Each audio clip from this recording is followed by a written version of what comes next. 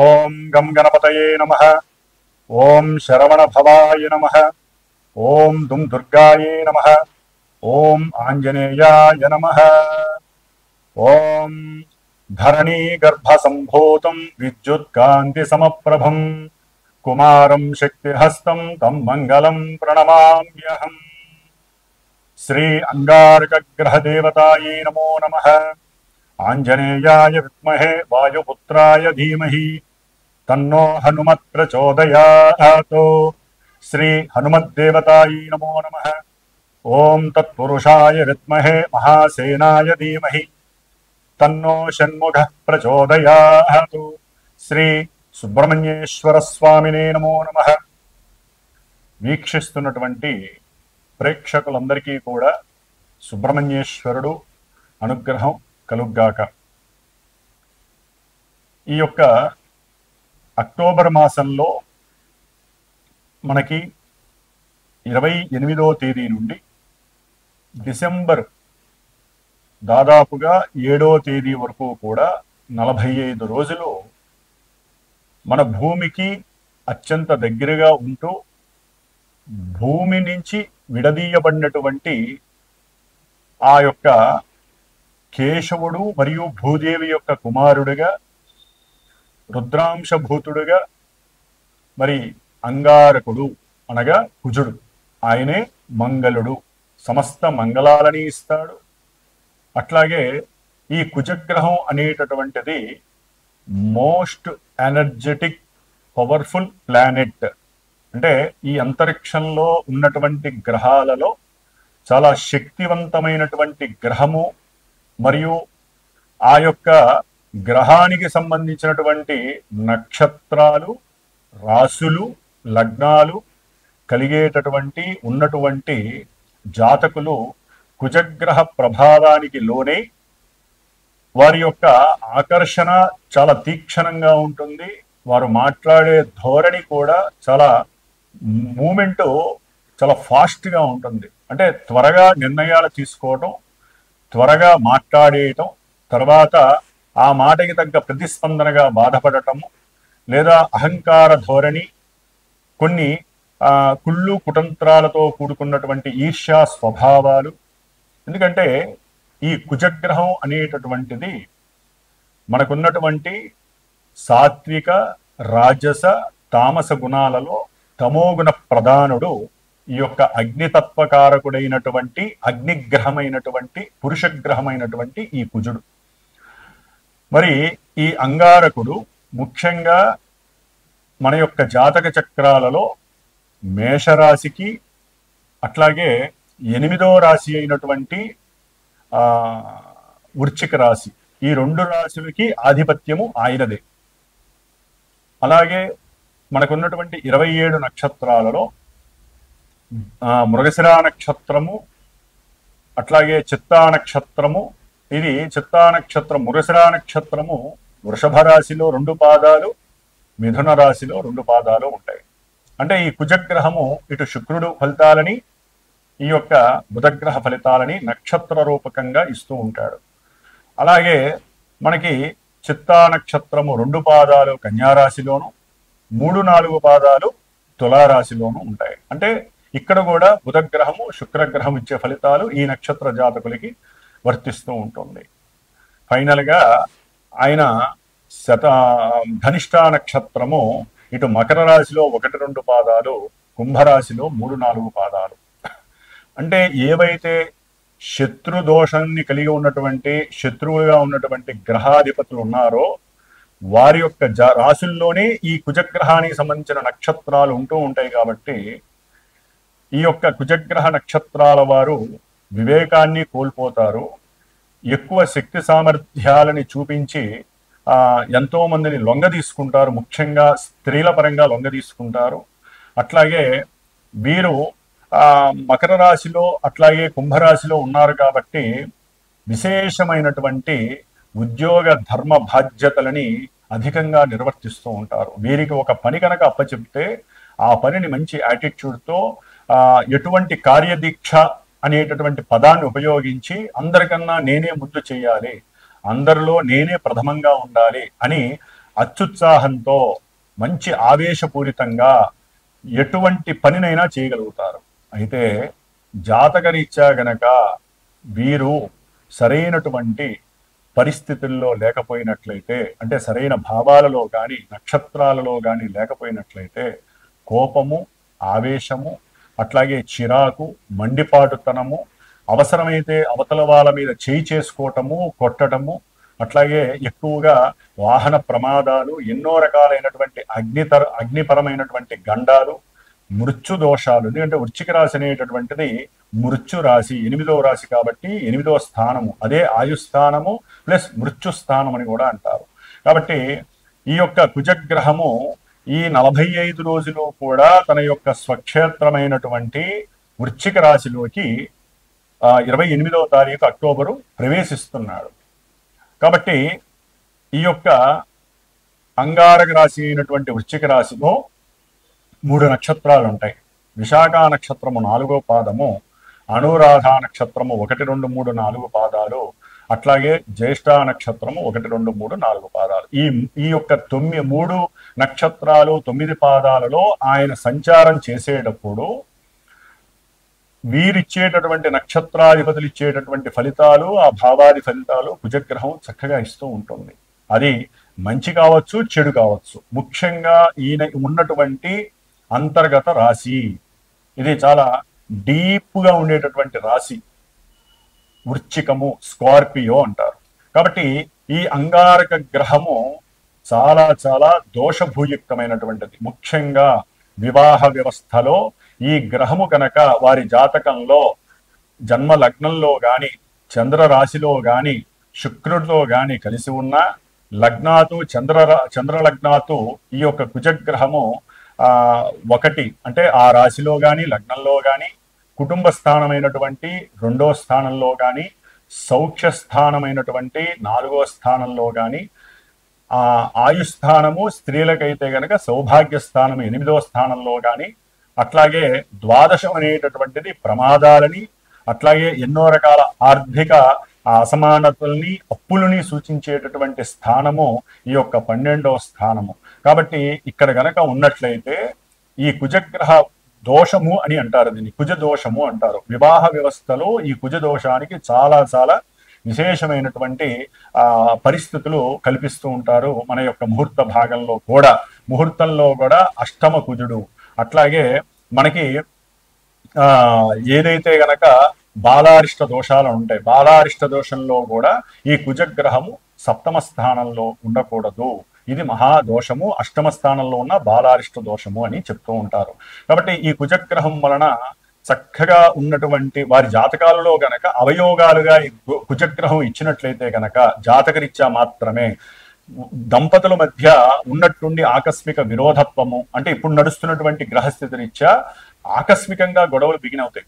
అంటే ఈ కుజగ్రహము ఏంటంటే స్త్రీల యందు ఎక్కువగా మక్కువ, తన యొక్క శక్తి సామర్థ్యాలతో ఆకర్షించటము, అట్లాగే ఎక్కువగా మోసపూరితమైనటువంటి అబద్ధాలతో కూడుకున్నటువంటి మాటలు చెప్పటము, అవతల వాళ్ళని అట్రాక్ట్ చేసి వారిని ఇబ్బంది పెట్టడము, అవసరమైతే నయానా భయానాన్ని మించి అవసరమైతే హత్యలు చేయడానికి కూడా ఈ కుజగ్రహం అనేటటువంటిది ఫోర్స్ఫుల్ గా వారి యొక్క జాతకంలో ఉంటే అది ఇప్పుడు ప్రెసెంట్ యాక్టివేట్ అవుతూ ఉంటుంది. కాబట్టి అన్నదమ్ముల మధ్య విరోధత్వము కావచ్చు, భూ సంబంధిత ల్యాండ్ మ్యాటర్స్ కానీ ఏదైనా సరే, కబ్జాలు కావచ్చు, కబ్జాలు చేసిన వాడు మీ మీద పగ తీర్చుకోవచ్చు, లేకపోతే రియల్ ఎస్టేట్ రంగంలో ఒకరికి ఎవరైతే ఏజెన్సీగా పనిచేస్తున్నారో స్థలాలు అమ్మిపించడానికి వారు కొంచెం జాగ్రత్తగా ఉండాలి. లేనిపోని అబద్ధపు మాటలు చెప్పకండి, అవతల వ్యక్తులు మీకు శత్రువులుగా మారే పరిస్థితి ఉంటుంది.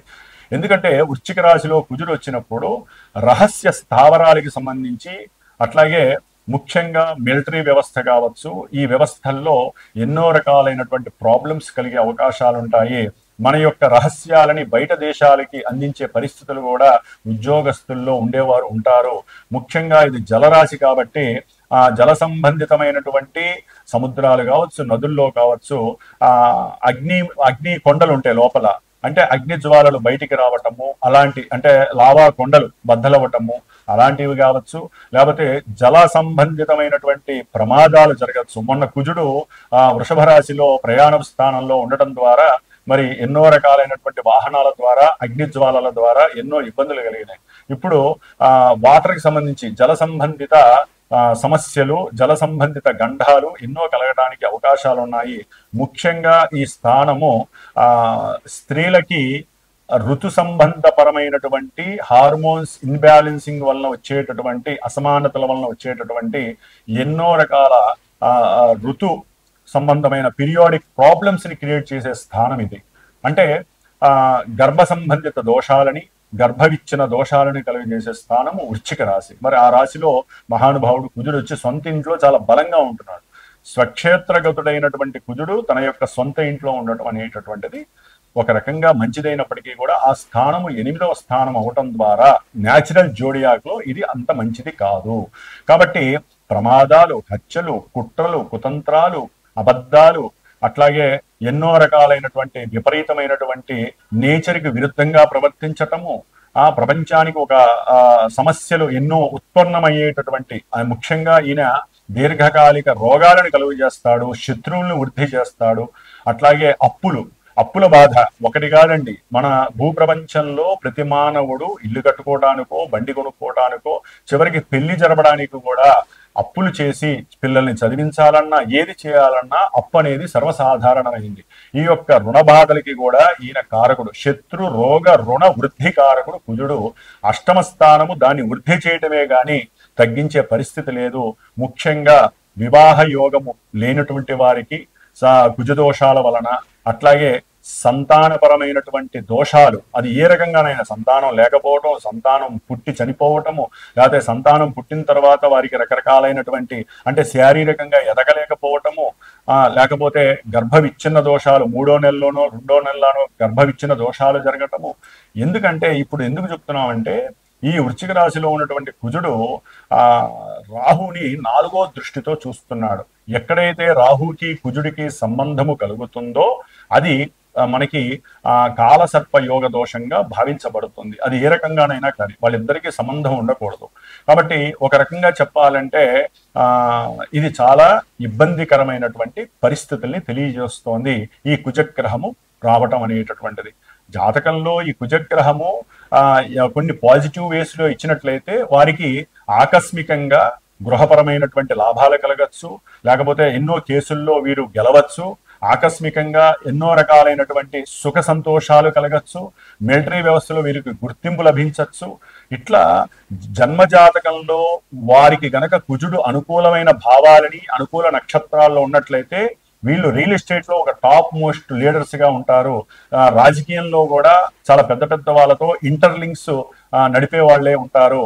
అట్లాగే ఇది గనక జన్మజాతకంలో ఈ కుజగ్రహము నెగిటివ్ షేడ్స్ ని గనక కలిగి ఉన్నట్లయితే ఇప్పుడు వాళ్ళు లేనిపోని ఇబ్బందులు, నేరాలు, ఘోరాల్లో వాళ్ళు ఇరుక్కోవటము, జైళ్లలోకి వెళ్ళటము, ఎప్పుడూ గడప తక్కున్నటువంటి వాళ్ళు పోలీసు గడపలు తొక్కటము, పోలీసుల యొక్క వేధింపు చర్యలు, ఎన్నో రకాలైనటువంటి మానభంగాలు, ఎన్నో రకాలైన హత్యలు, ప్రమాదాలు, వారు అనుకున్న గృహ సంబంధిత విషయాల్లో ఆటంకాలు, గృహ విషయాలలో, ల్యాండ్ విషయాలలో మోసపోవటము, ఇట్లా ఒకటి కాదండి. ఆడవాళ్ళకైతే కనుక గర్భ సంబంధిత దోషాలు చాలా ఇబ్బంది కలిగించేలాగా అవకాశం కలుగుతోంది. కాకపోతే ఇక్కడ ఒక చిన్న భగవంతుడు మనకి ఇచ్చిన అదృష్టం ఏంటంటే గురువు ఉచ్చస్థితిలో ఉండి దాదాపుగా డిసెంబర్ 5వ తేదీ వరకు ఈ కుజగ్రహాన్ని తన యొక్క దృష్టితో చూడటం ద్వారా ఈ యొక్క ఇబ్బందుల్లో కొంతవరకు మనకి ఎటువంటి ఇబ్బందులు లేకుండా డైవర్ట్ చేసే శక్తి గురుగ్రహం మనకిస్తోంది. అయినప్పటికీ వివాహము, సంతానము, అట్లాగే భూ సంబంధిత కబ్జాలు, లేకపోతే కొంతమందికి అయితే గనక అన్నదమ్ములతో విరోధాలు, లేకపోతే ఆర్జితం అంటే అక్రమంగా వారి యొక్క ఆస్తులని, గృహాలని ఎవరైనా ఆక్యుపై చేసి వీళ్ళని మోసం చేయటము, భయపెట్టడము, అవసరమైతే వారిని హత్య చేస్తానని బెదిరించటము, లేకపోతే ఇంట్లో అన్నదమ్ముల్లో అంతర్గత శత్రుత్వం పెరగటము, లేదా కుజదోషం ఉన్నటువంటి వాళ్ళకి ఓ పట్టాన వివాహం జరగకపోవటము, ఇవన్నీ కూడా ఈ కుజుడు, అలాగే కుజుడు రాహుని చూడటం ద్వారా జరుగుతున్నాయి. కాబట్టి మీరు అవకాశం ఉన్నటువంటి వాళ్ళు ఎవరి జాతక చక్రంలోనైనా ఇలాంటి దోషాలు ఉంటే గనక తప్పకుండా సంప్రదించండి. అందులో ముఖ్యంగా మనకి ఈ కార్తీక మాసంలో నవంబర్ 20వ తారీఖున కార్తీక మాసం వెళ్ళిపోయి మార్గశిర మాసము 21 నుంచి ప్రారంభమవుతోంది. ఈ మార్గశిర మాసంలోనే మనకి దాదాపుగా నవంబర్ 26వ తేదీన సుబ్రహ్మణ్య షష్ఠి, దీన్నే కుమార షష్ఠి అంటారు. ఆ పార్వతీ తనయుడైనటువంటి సుబ్రహ్మణ్యేశ్వరుడు ఈ కుజగ్రహానికి అధిష్టాన దేవత, ఆయనే మంగళుడు అంటారు అందుకని. కాబట్టి ఈ దోషాలు ఎవరికైనా ఉన్నట్లయితే ఈ సుబ్రహ్మణ్య షష్ఠి రోజున, స్కంద షష్ఠి రోజున, ఎందుకంటే ఆయన డిసెంబర్ 7 వరకు ఉంటాడు. ఈ కుజగ్రహము ఈ ఇందాక చెప్పిన మొట్టమొదటి చెప్పినటువంటి 3 నక్షత్రాలలో అనురాధ నక్షత్రంలో ఉన్నటువంటి ఆ యొక్క స్టేజ్లో, అట్లాగే శత్రు నక్షత్రం అయినటువంటి బుధ నక్షత్రంలో ఉన్నప్పుడు ఎవరైతే గనక మనం శ్రీమాతా జ్యోతిషాలయ పీఠంలో ఆ సుబ్రహ్మణ్య షష్ఠి రోజున 26వ తారీఖు నవంబర్ 26వ తేదీన దాదాపుగా 21వ తేదీ నుంచి 26వ తేదీ వరకు 6 రోజులు సుబ్రహ్మణ్యేశ్వరుడి సంబంధించినటువంటి సర్పదోష నివృత్తి కోసము, వారు కోరుకున్న అభీష్ట సిద్ధి కోసము, దోషాలు పోవటానికి సర్పసూక్త జపము, కుజగ్రహ జపము, ఈ 2 గ్రహాల అంటే కుజగ్రహ జపము, సర్పసూక్త జపాన్ని ఆచరిస్తూ చివరగా 26వ తేదీన మన యొక్క శ్రీమాతా జ్యోతిషాలయ పీఠంలో ఆ యొక్క వళ్ళీ దేవసేన సమేత సుబ్రహ్మణ్యేశ్వరుని యొక్క కళ్యాణము మరియు సుబ్రహ్మణ్య పాశుపత హోమము అనేటటువంటిది జరుగుతోంది. కాబట్టి వివాహం కోసమైతే గనక కళ్యాణంలో స్త్రీలు కావచ్చు, పురుషులు కావచ్చండి, ముఖ్యంగా ఎవరైనా సరే ఈ యొక్క కళ్యాణంలో మీ యొక్క గోత్రనామాలు ఇచ్చి పార్టిసిపేట్ చేయండి, పీఠానికి ఫోన్ చేయండి. అట్లాగే ఈ యొక్క 6 రోజుల సర్పసూక్తము, కుజగ్రహ దోష నివారణార్థమే కుజగ్రహ శాంతి, చివరిలో స్వామివారికి హోమము, ఈ యొక్క కార్యక్రమము మొత్తము కూడా జరిగే అవకాశం ఉంటుంది. కాబట్టి ఈ యొక్క అత్యద్భుతమైనటువంటి అవకాశాన్ని సద్వినియోగం చేసుకోండి. ముఖ్యంగా ఈ నవంబరు 12వ తేదీన ఈ కుజగ్రహము మరియు శని కూడా నవంబర్ 28వ తేదీన ఆయన రుజుమార్గంలోకి వస్తున్నాడు. కాబట్టి కుజగ్రహ దోష పరిహారార్థమై, సర్పగ్రహ దోష నివారణార్థమై మనకి కాశీ క్షేత్రంలో గంగానది ఒడ్డున నవంబర్ 12వ తేదీ నుండి నవంబర్ 17వ తేదీ వరకు దాదాపుగా 4-5 రోజులు అక్కడే ఉండి మృత్యుంజయ జపము, మంజు సూక్త జపాన్ని ఆచరిస్తూ స్వామివారికి ఒక రోజు ఆ గంగా నదితో శతలింగార్చన 108 మృత్తికా లింగాలతో చక్కగా స్వామివారిని శతలింగార్చన కార్యక్రమం మహన్యాసపూర్వకంగా ఈ పంచసూక్తాలతో అభిషేకించి ఆ యొక్క ప్రసాదము, ముఖ్యంగా రుద్రాక్షకి కూడా అభిషేకం చేసి, పంచముఖ రుద్రాక్షకి ఆ యొక్క రుద్రాక్షని ఈ చివర్లో చేసేటటువంటి సుబ్రహ్మణ్య పాశుపత హోమంలో కూడా ధరింపజేసి ఆ యొక్క ప్రసాదాన్ని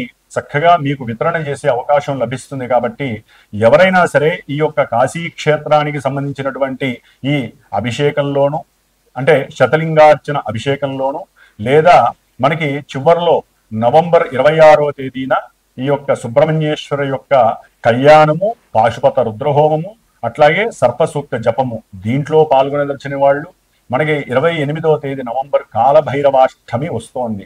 కాలభైరవుడు ఈ కాశీ క్షేత్రం వెళ్ళినప్పుడు కాలభైరవుడిని కూడా అర్చించి స్వామివారి దగ్గర పెట్టినటువంటి పాద పూజ చేసినటువంటి ఆ కాలభైరవ రక్షణ కూడా మీకు అందజేయటానికి, అట్లాగే అక్కడ వారాహి అమ్మవారి యొక్క అనుగ్రహం పొంది ఆ తల్లి యొక్క కుంకుమ ధారణని కూడా మీకు అందజేయడానికి నేను ప్రత్యేకించి సిద్ధంగా ఉన్నాను. కాబట్టి మనము జాతక విశ్లేషణతో పాటుగా ఈ యొక్క గోచార ఫలితాలను చెప్పుకునేటప్పుడు మనకి ఏ గ్రహం అయితే బాలేదో, ఏ గ్రహం వలన ఈ ఇబ్బందులు కలుగుతున్నాయో వాటికి సంబంధించినటువంటి పూజాధికాలో, హోమాలో, జపాలో, తపాలో చేసుకోవడమే మన యొక్క శాస్త్ర ధర్మము, ముఖ్యంగా జ్యోతిష్య శాస్త్ర ధర్మము.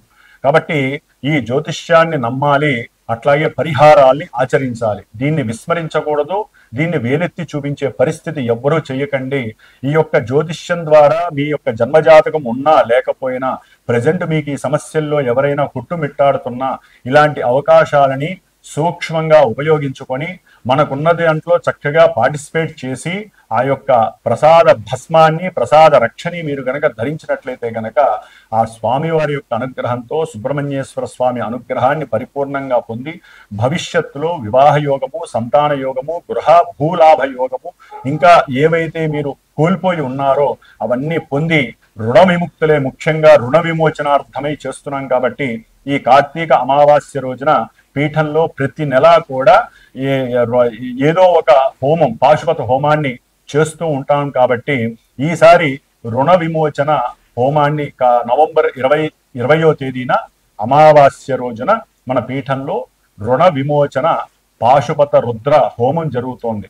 కాబట్టి ఎవరికి ఏ రకమైన సమస్యలు ఉన్నాయో అది విన్నవించుకొని మీకు సంబంధించినటువంటి హోమంలోనో కళ్యాణంలోనో పాల్గొనే పరిస్థితిని చక్కగా తీసుకోండి. పర్సనల్ గా ఎవరైనా సరే వారి జన్మజాతక రీత్యా ఎప్పుడు వివాహం అవుతుంది, సంతానం కలుగుతుంది, ఇంకా వారికి ఉన్నటువంటి దోషాలు పోవడానికి చక్కగా పీఠానికి ఫోన్ చేసి సంప్రదించండి. మీ యొక్క జన్మజాతక విశ్లేషణని చక్కగా తెలుసుకోండి. మీ యొక్క రహదారిలో ఉన్నటువంటి ముళ్ళుని, దోషాలని కూడా తొలగించుకుంటూ ఏదో ఒక చిన్నదో పెద్దదో మీకున్న దాంతో పరిహారాన్ని ఆచరిస్తూ ముందుకు వెళుతూ మన యొక్క సనాతన ధర్మాన్ని కాపాడండి. మీకున్నటువంటి యోగాలన్నింటినీ కూడా చక్కగా పట్టుకోండి. కాబట్టి ఇప్పుడు మేషాది ద్వాదశ రాశుల వారికి ఈ కుజగ్రహ ప్రభావము ఏ విధంగా ఉండబోతోంది, ఏ విధంగా వారు జాగ్రత్తలు తీసుకోవాలి 45 రోజులు అనేటటువంటి విషయాన్ని మనం గనక తెలుసుకున్నట్లయితే గనక ఇప్పుడు మేషరాశి వారికి ఏ విధంగా ఉంటుంది, తర్వాత మిగతా 12 రాశుల వారికి ఏ విధంగా ఉంటుందో చర్చించుకుందాం. సింహరాశి వారికి ఈ నెల అక్టోబర్ 27వ తేదీ నుండి డిసెంబర్ 7వ తేదీ వరకు కూడా 4వ రాశి అయినటువంటి స్వక్షేత్రమైనటువంటి వృశ్చిక రాశిలో కుజుడు చక్కగా యోగకారకుడై ఆయన సొంత ఇంట్లో ఆయన ఉంటున్నాడు. కానీ మనకి గ్రహ గోచార రీత్యా కొన్ని రూల్స్ ఉన్నాయి. 4వ రాశిలో కనుక కుజుడు ఉండి ఆయన చూసేటటువంటి దృష్టుల రీత్యా ఆ యొక్క గ్రహాలకి, ఆ స్థానాలకి కూడా ఈయన చెడు చేస్తాడు అని. యాక్చువల్లీ జన్మజాతక రీత్యా జన్మజాతకంలో ఈ కుజుడు గనక జన్మ లగ్నం నుంచి కానివ్వండి, చంద్ర లగ్నం నుంచి కానివ్వండి 4వ స్థానంలో ఉంటే దాన్ని కుజదోషము అంటారు. అట్లాగే కుజుడు రాహుని చూస్తున్నాడు, సప్తమంలో ఉన్నటువంటి రాహుని. దీన్ని వివాహ కలత్ర దోషం అని కూడా అంటారు. దీని ద్వారా ఇప్పుడు ప్రెజెంట్ కూడా ఇది నడుస్తుందనే మనం భావించాలి. అంటే జాతకంలో ఉన్నంత వైబ్రేషన్స్ నెగిటివ్ లేకపోయినప్పటికీ ఒక రకంగా అవి ఇక్కడ అప్లికబుల్ అవడానికి అవకాశం ఉంటుంది. జాతకంలో ఒకవేళ వాళ్ళకి దోషాలు ఉంటే కనుక అంటే వివాహ వ్యవస్థలో పూర్తిగా పతనం ప్రారంభమవుతుంది.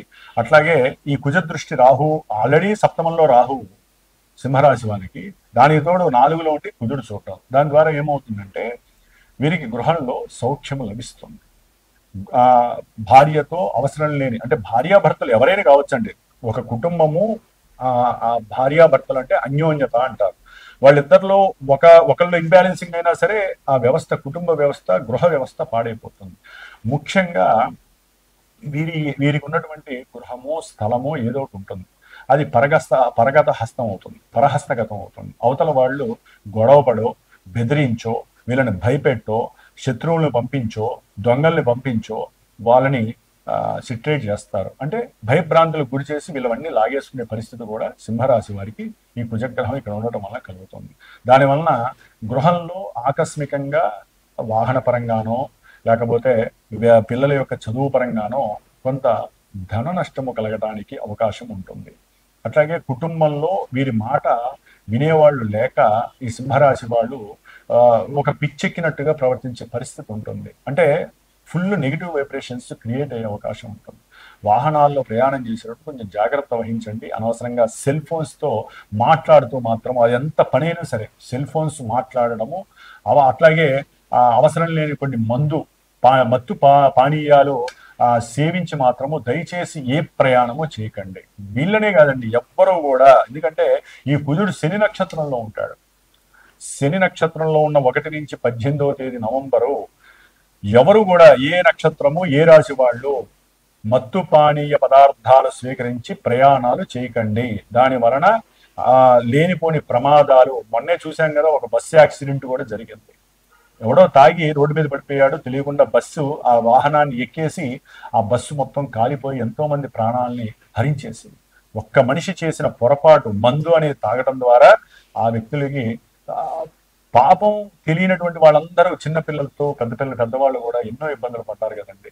కాబట్టి మందు తాగడం తప్ప ఒప్పో తర్వాత విషయం అండి.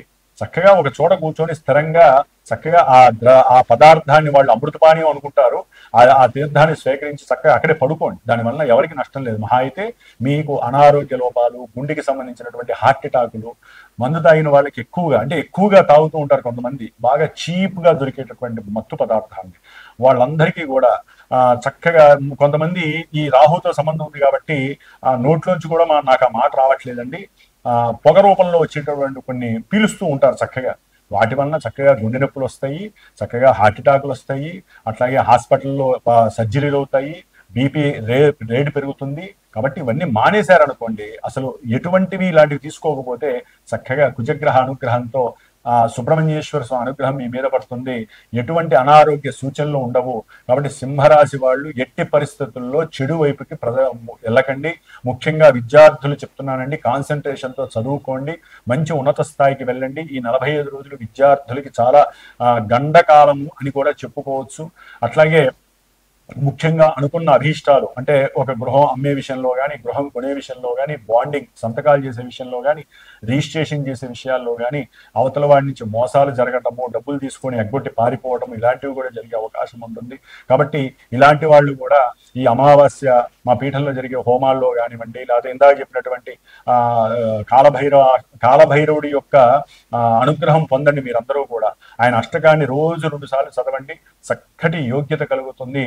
ఏదేమైనప్పటికీ వీళ్ళు కుజగ్రహ స్తోత్రాన్ని చదవండి, కందివప్పు దానం చేయండి, సుబ్రహ్మణ్యేశ్వరుడు యొక్క అష్టోత్తరంతో నిత్యము అర్చించండి. అన్ని శుభాలు మీకు జరుగుతాయి సింహరాశి వారికి. ఓం సుబ్రహ్మణ్యేశ్వరాయ నమః.